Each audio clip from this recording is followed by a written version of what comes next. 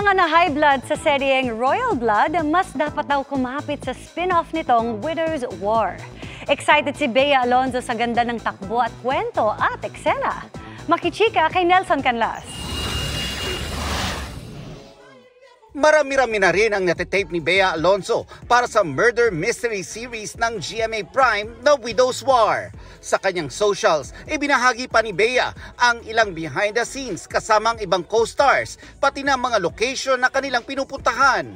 Maganda rin daw ang working dynamics nila ng co-star na si Carla Abellana. Kaya si Bea, hindi raw inakala na ganito ka-exciting ang gagawin nilang serye. It's gonna air soon.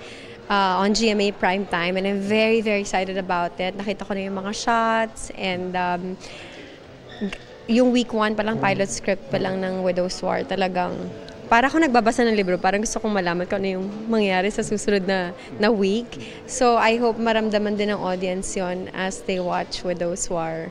Widow's War is a series of firsts para sa Kapuso star. Sa teaser plug pa lang with Carla, na pareho silang in all black with very red lips. Pati ang tagline na Love Kills. Maninibago raw ang mga Kapuso viewers habang pinapanood ang serye. It is a spin-off of Royal Blood and Widow's Web. So this is the 3rd installment. So there are characters na magko-crossover din.